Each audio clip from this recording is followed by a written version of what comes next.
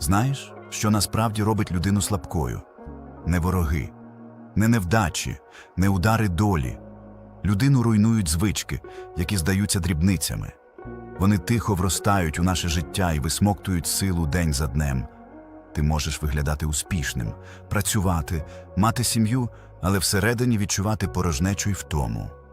І проблема не в світі довкола, проблема в тих пастках, які ти сам дозволяєш. Сьогодні я покажу тобі 10 таких звичок.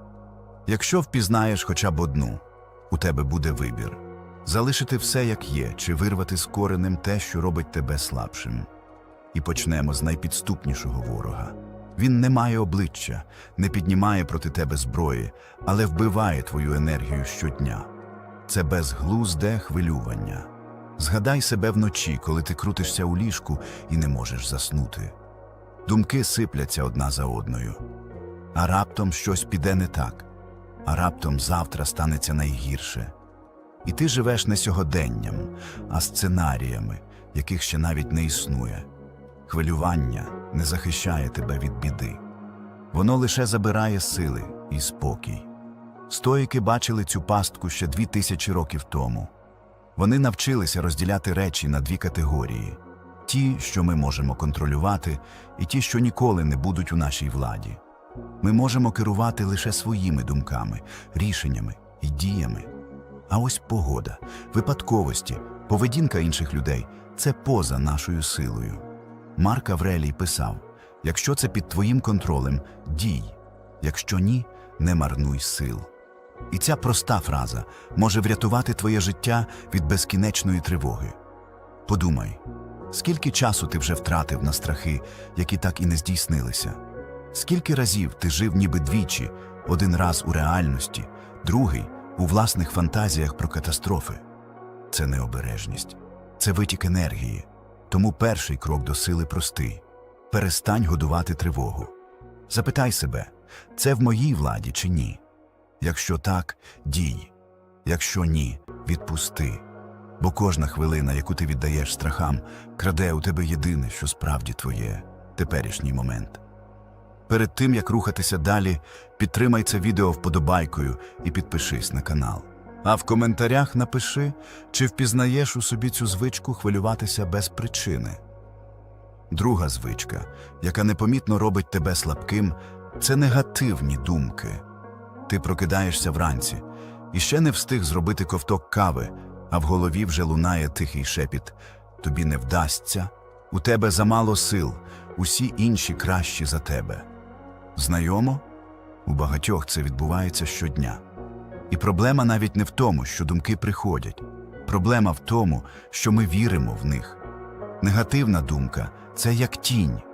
Вона не має власної сутності, але якщо ти підеш за нею, то вона затягне тебе у темряву. Стоїки чудово знали цю пастку.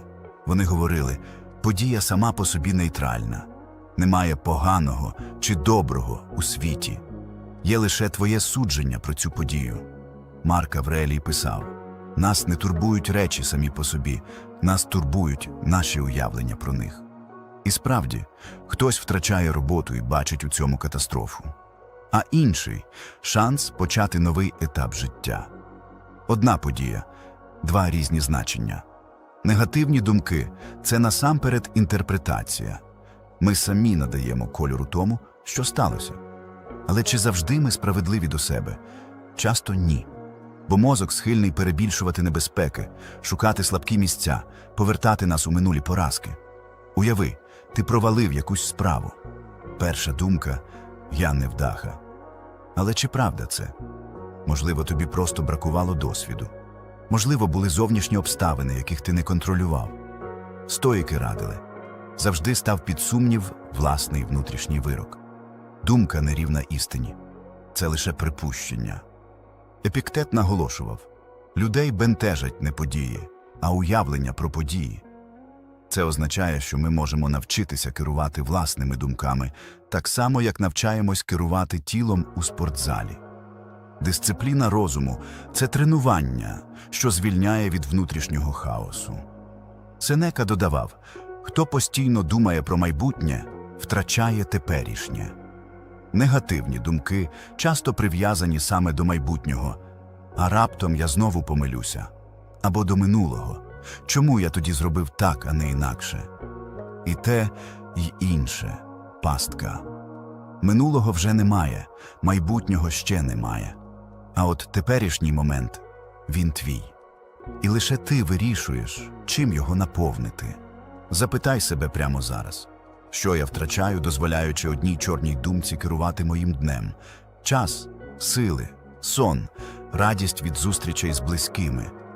Негативні думки – це не істина, це шум. А шум можна приглушити. Стоїки пропонували просту практику. Щоразу, коли в голову приходить тривожна або руйнівна думка, зупинись і скажи собі – це лише думка, не факт. І цього достатньо, щоб відкрити простір для дії. Життя не питає, чи ти готовий. Воно просто йде. І якщо твої дні з'їдає внутрішній монолог про те, що все погано, ти навіть не помітиш, як реальні шанси проходять повз. Тож не дозволяй думкам красти твою силу, бо сила завжди в дії, а не в самознищувальних уявленнях. Третя звичка, яка непомітно виснажує тебе зсередини, це нерішучість. Ти стоїш на роздоріжжі. Ліворуч – нова можливість. Праворуч – знайома, але вже затісна дорога. І ти стоїш. День, тиждень, місяць. Ти думаєш, зважуєш, обережно перекладаєш камінці з однієї кишені в іншу. А життя тим часом іде далі. Нерішучість схожа на ржавчину. Вона не нищить тебе одразу, але повільно роз'їдає внутрішній стрижень. Чому ми вагаємося? Часто причина проста – страх. Страх помилитися, страх втратити, страх почати й не впоратися. Але ось парадокс. Уникаючи рішень, ми не уникаємо болю. Ми лише відкладаємо його на завтра. Скільки можливостей у твоєму житті вже втекло тільки тому, що ти надто довго думав. Робота, яку ти міг прийняти. Людина, якій ти міг зізнатися у своїх почуттях. Проект, який міг змінити твоє життя. Усе це вислизнуло, бо ти так і не натиснув на уявну кнопку «Діяти». Стоїки розуміли цю пастку. Вони казали, найбільші труднощі виникають не від самих подій, а від наших уявлень про них. Марк Аврелій. Ми не приймаємо рішення не тому, що ситуація неможлива, а тому, що ми вже в голові створили десятки страшних сценаріїв. І зупинили себе ще до першого кроку. Але подивися з іншого боку. У житті є лише два типи рішень. Ті, що під твоїм контролем, і ті, що ні. Якщо вибір у твоїх руках, зроби його. Якщо результат залежить від інших, не марнуй часу на безкінечні роздуми. Нерішучість краде найцінніше – ясність. Вона змушує тебе прокручувати уявні варіанти знову й знову. Ти витрачаєш години, а іноді й роки, просто на внутрішні розмови, які нічим не закінчуються. Це схоже на життя в кімнаті з безліччю дверей, де ти ніколи не наважуєшся відкрити жодну. Що робити? По-перше, навчися відрізняти факт від страху. Факт – переді мною вибір. Страх – я можу помилитися. Але ж ти помилишся швидше, залишившись на місці. Бо нерішучість – теж рішення. І воно майже завжди гірше. По-друге, дій маленькими кроками. Не потрібно вирішувати долю Всесвіту. Прийми сьогодні одне просте рішення і вчися на ньому. Це розвиває внутрішній м'яз упевненості. Життя не винагороджує тих, хто вагається. Воно винагороджує тих, хто йде вперед. І кожен день, коли ти відкладаєш рішення, стає ще одним днем, який ти віддав своєму страху. Тож, якщо ти справді хочеш бути сильним, перестань чекати ідеального моменту. Його не буде. Є лише теперішнє. І воно вимагає від тебе кроку. Четверта звичка, яка непомітно позбавляє тебе внутрішньої сили, це залежність від думки інших. Зупинись на мить і спитай себе, скільки рішень у своєму житті ти прийняв не тому, що хотів сам, а тому, що так треба, так подумають інші, так буде правильніше в їхніх очах. Ми живемо в епоху, де чужі думки ллються на нас ріками. Соцмережі, коментарі, погляди родичів, очікування колег. Іноді здається, що нас оцінюють щосекунди. Як я виглядаю, що про мене скажуть, чи не осудять. І ось ти вже не живеш своїм життям, ти живеш у головах інших людей. Це пастка, бо чужі думки змінюються, як вітер. Сьогодні ти молодець, завтра невдаха. Післязавтра вони просто забудуть про тебе. Але весь цей час ти тримав своє життя на паузі. Залежність від чужої оцінки схожа на кайдани. Ти ніби ходиш із невидимим ланцюгом на шиї і постійно дивишся на того, хто його тримає. А цей хтось – натовп. І він ніколи не скаже тобі «досить, живи так, як хочеш». Він завжди вимагатиме ще. Стоїки були проти цієї залежності. Вони знали – сила починається зсередини. Епіктет говорив – важливе не те, що думають інші про тебе, а те, як ти реагуєш на їхні думки. Це і є ключ. Бо контроль над тим, що скажуть люди, у нас відсутній. Але контроль над тим, як ми це сприймаємо, завжди в наших руках. Подумай, чому чужа думка має бути важливішою за твою? Люди судять, виходячи зі своїх страхів, комплексів, обмежень. Вони дивляться на тебе крізь свої окуляри. І часто ці окуляри брудні. То навіщо ж приймати їхній зір як істину? Коли ти живеш під диктатом чужої оцінки, ти втрачаєш найцінніше – власний голос. Скільки разів ти хотів сказати «ні», але сказав «так», щоб не образити? Скільки разів ти хотів ризикнути, але відступив, бо «а що подумають люди?» Ці дрібні поступки накопичуються і перетворюють твоє життя на копію чужих сценаріїв. Залежність від думки інших краде твою емоційну свободу. Вона робить тебе заручником. Ти стаєш мов актор, який грає роль, написану не тобою. І в результаті прокидаєшся одного дня з відчуттям порожнечі. Ти жив не своє життя. Вихід є. Він простий, але вимагає сміливості. Почни прислухатися до власних цінностей. Запитуй себе, чого я хочу, які мої принципи, що для мене справді важливо.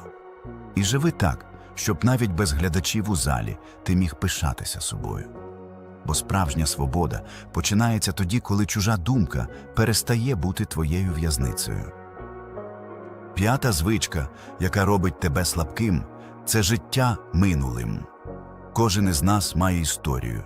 У когось успіхи, у когось втрати, у більшості і те, і інше. Але є різниця між тим, щоб мати минуле і жити в ньому. Чи ловив ти себе на думці, що знову і знову програєш у голові старі сцени? Розмову, де ти сказав не те, момент, де міг діяти інакше, поразку, яка досі болить. Минуле схоже на старий фільм. Його можна переглядати, можна робити з нього висновки, але не можна змінити сюжет. І все ж ми часто намагаємося проживати його наново, ніби від цього щось зміниться. Це і є пастка. Бо коли твоя увага прикована до вчорашнього, ти втрачаєш сьогодні. Життя минулим виснажує. Воно змушує тебе тягати за собою тіні, які не мають влади, окрім тієї, яку ти їм сам даєш. Ти можеш роками носити образи, роздмухувати сором за старі помилки, відчувати провину за рішення, які вже неможливо відмотати назад. Але хіба це робить тебе сильнішим? Ні. Це лише сковує руки. Стоїки бачили в цьому одну з головних причин людських страждань. Вони нагадували – минуле вже втекло, майбутнє ще не настало, є лише цей момент. Марк Аврелій. Це проста, але безжально чесна істина. Усе, що поза теперішнім – це пам'ять чи фантазія. Подумай, минуле – це область, яка вже не під твоїм контролем. Ти не можеш повернути втрачені можливості, не можеш скасувати зроблене. Але можеш вирішити, як ці спогади впливатимуть на твоє теперішнє. Є різниця між уроком і кайданами. Урок – це коли ти згадуєш досвід і робиш висновки, щоб стати мудрішим. Кайдани – це коли ти знову і знову караєш себе за те, що сталося.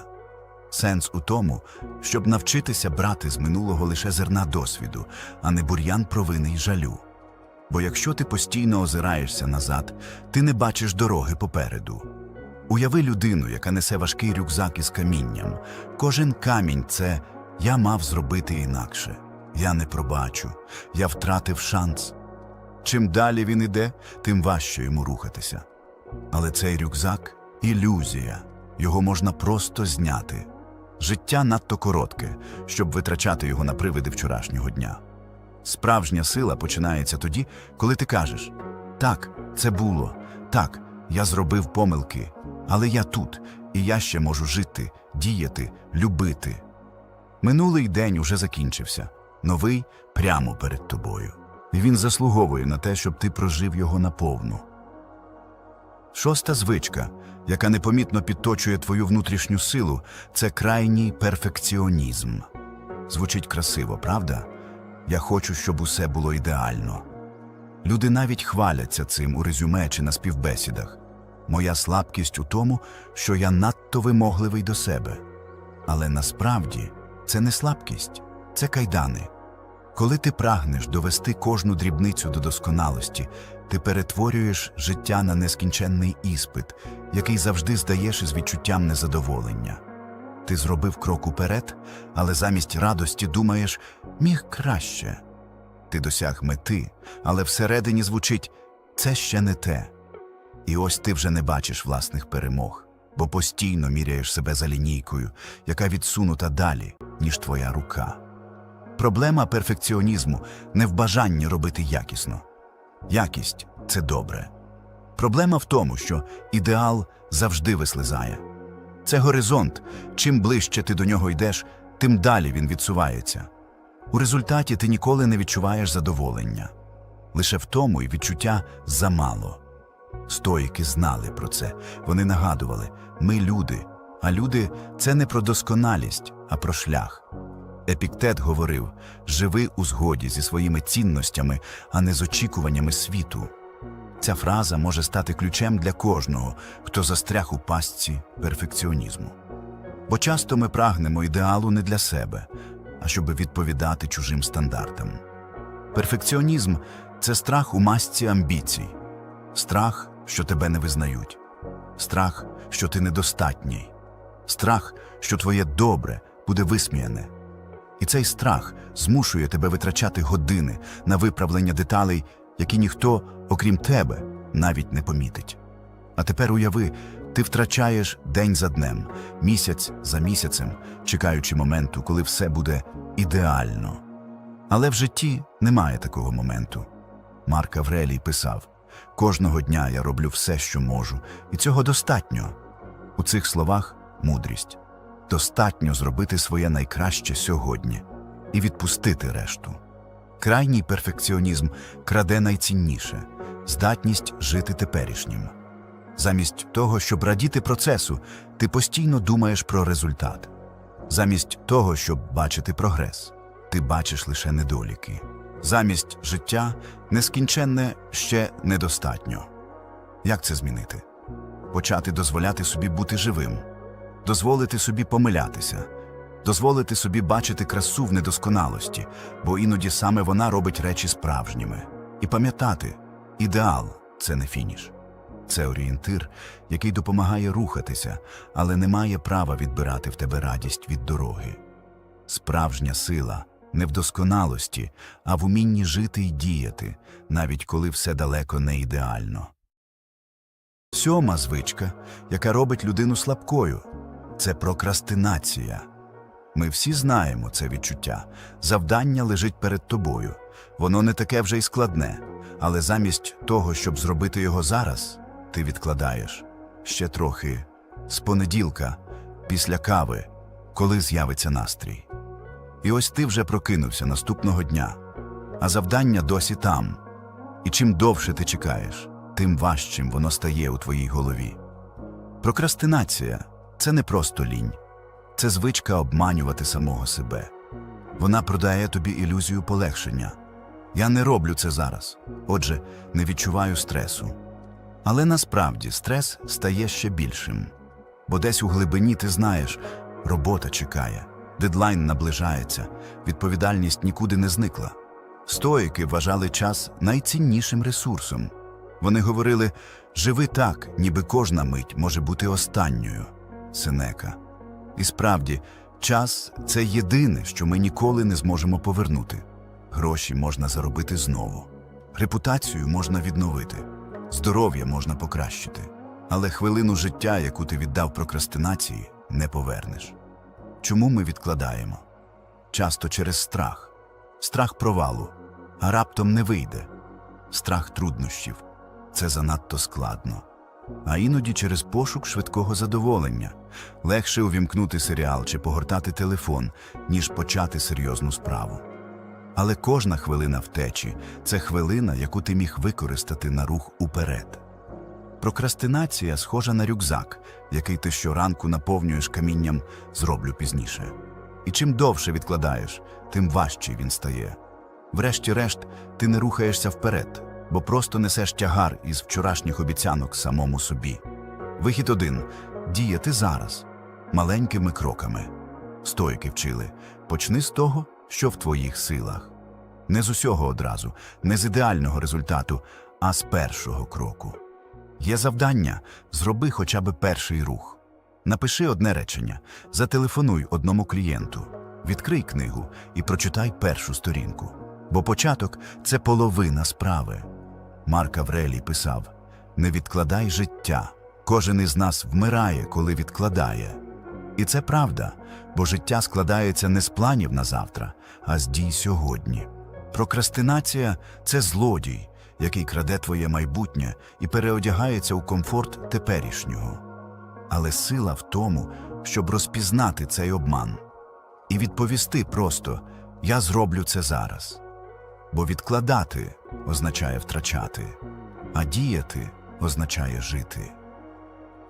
8 звичка, яка непомітно робить людину слабшою – це відсутність фізичної активності. Ми створені для руху.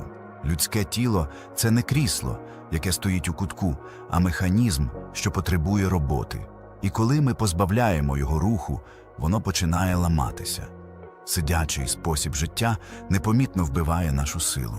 Він краде енергію, робить думки туманними, а душу – вразливою. Згадаєш свій стан після довгого дня за комп'ютером, тіло наче дерев'яне, голова важка, настрій падає. Це не втома від роботи, це сигнал – твоєму тілу бракує руху. Фізична активність – це не тільки про м'язи чи фігуру. Це про настрій, ясність мислення, витривалість у щоденних труднощах. Стоїки бачили у тілі союзника душі. Вони вважали, що доглядати за тілом – це частина філософії життя. Епіктет казав: «Дбай про своє тіло, бо в ньому живе твоя душа». Це не просто гарна фраза. Це нагадування, що тіло і розум – одне ціле. Якщо страждає тіло, слабшає й дух. Подумай, як ти можеш боротися зі стресом, якщо твоє тіло ослаблене? Як можеш залишатися спокійним, якщо кожен рух дається важко? Регулярна фізична активність – це природна терапія.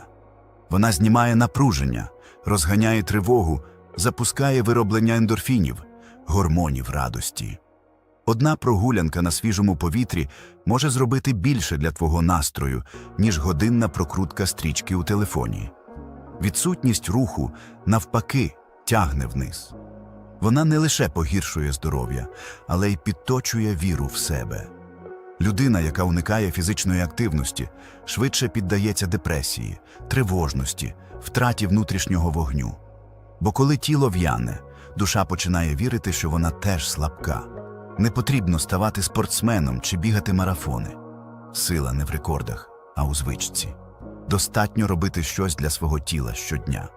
Присідання, розтяжка, швидка прогулянка, плавання, тренування – будь-що, що змушує твою кров рухатися. Це не просто турбота про тіло. Це турбота про власний дух. Марк Аврелій нагадував: «Піклуйся про тіло, щоб воно могло служити душі». Ці слова варто пам'ятати кожного разу, коли ти думаєш «немає часу на спорт». Бо насправді це не про спорт. Це про твою силу, ясність і довголіття. Відсутність фізичної активності – це шлях до слабкості. Але рух – це завжди повернення до себе. 9-та звичка, яка поступово робить тебе слабким, це нездорове харчування. Подумай, ми будуємо своє тіло з того, що кладемо на тарілку. Кожна клітина – це результат наших щоденних виборів. Але більшість людей харчується так, ніби живе на швидку руку. Фастфуд, солодкі напої, напівфабрикати, випадкові перекуси замість нормальної їжі. І спершу здається, що нічого страшного, ну що там, бургер чи піца раз на день. Але це як капля, що точить камінь. Нездорове харчування не б'є одразу. Воно підкрадається. Спочатку трохи менше енергії, трохи більше втоми. Потім проблеми зі сном, з концентрацією, з настроєм. А далі хвороби, які ми самі запросили до свого життя. Тіло – це інструмент душі. Якщо інструмент зламаний або забруднений, навіть найсильніший дух буде обмежений.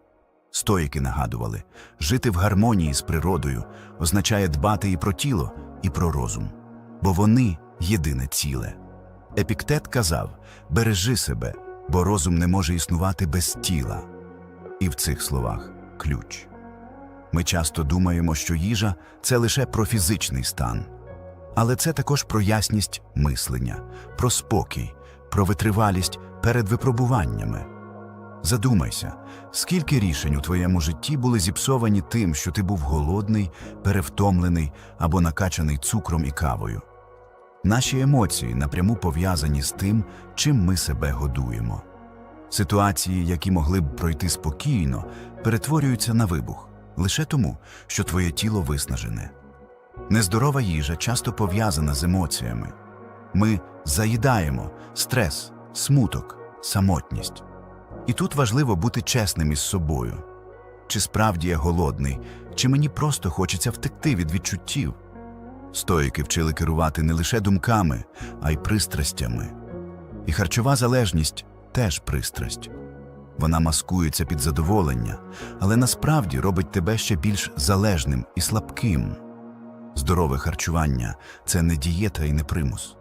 Це форма поваги до себе. Це вибір жити так, щоб твоє тіло допомагало тобі йти вперед, а не тягнуло назад. І це не означає відмову від радощів. Це означає баланс. Більше простих продуктів, менше сміття, більше води, менше газованих напоїв. Їжа, яка дає енергію, а не забирає її. Марк Аврелій писав: «Знай своє тіло й укріплюй його, бо воно – основа духу». Тож харчування – це теж частина філософії сили, бо неможливо бути сильним духом, коли тіло постійно ослаблене нашими ж виборами. Нездорове харчування – це звичка, яка краде твою енергію щодня. Але здорова їжа – це інвестиція у твою витривалість, ясність і довголіття. 10-та звичка, яка непомітно робить тебе слабким – це нерегулярний сон. Сон – це не розкіш, це основа. І якщо ми її ігноруємо, усе інше починає сипатися. Ми живемо в час, коли ніч стає продовженням дня. Робота, телефони, новини, серіали – усе це краде в нас години відпочинку. І спершу здається: та що там, кілька ночей без нормального сну я витримаю. Але тіло пам'ятає, і з кожною недоспаною ніччю воно бере з тебе борг у вигляді втоми, роздратування, втрати концентрації. Подумай, скільки рішень ти прийняв у стані недосипу? Скільки разів ти сварився, бо просто не мав сил стримати емоції? Недосип – це не просто втома. Це зниження твоєї здатності мислити, контролювати себе, залишатися стійким у стресових ситуаціях. Стоїки розуміли важливість відновлення. Вони казали, навіть найсильнішому воїну потрібен відпочинок, щоб завтра знову вийти в бій. Епіктет нагадував, сон корисний для тіла й розуму, бо обидва потребують відпочинку. Це істина, яку ми забуваємо, женучись за швидкістю життя. Регулярний сон – це дисципліна. Це та сама форма самоконтролю, що й тренування чи робота над собою. Бо легко проковтнути ще одну серію, легко засидітися в телефоні до 2-ї ночі. Але це завжди означає – завтра ти заплатиш. І плата завжди більша, ніж виграш від кількох годин додаткового часу. Нерегулярний сон руйнує і тіло, і душу. Тіло стає вразливим до хвороб, розум – туманним, сповненим тривоги, емоції – нестабільними. Людина без сну нагадує будинок без фундаменту. Ще стоїть, але будь-який вітер може знести. Що робити? По-перше, поважати свій ритм. Ставати і лягати приблизно в один і той самий час. Це формує внутрішню стабільність. По-друге, берегти ніч від зайвого шуму, менше екранів, менше новин перед сном. Твої останні думки дня – це ґрунт для твого ранку. По-третє, ставитися до сну як до частини самодисципліни, не як до опції, а як до зобов'язання перед самим собою. Марк Аврелій казав: «Зберігай внутрішній мир». А сон – це і є найпростіший і найприродніший спосіб повернути цей мир щодня. Пам'ятай, сильна людина – це не та, що працює ночами до знемоги. Сильна людина – це та, що вміє відпочити, щоб завтра бути ще сильнішою. Ми розібрали 10 звичок, які роблять людину слабкою. І, можливо, ти впізнав у собі кілька з них. Це нормально. Бо сила починається не з того, що ти вже ідеальний, а з чесності перед самим собою. Справжня міць у щоденних виборах. Уміння відпустити тривогу. Вчитися бачити світ без негативних фільтрів. Діяти рішуче. Довіряти собі, а не чужим оцінкам. Жити теперішнім, а не минулим. Бути добрим до себе, навіть у помилках. Не відкладати життя на потім. Давати тілу рух, правильну їжу і відпочинок. Кожен крок у цьому напрямку робить тебе сильнішим, спокійнішим і вільнішим.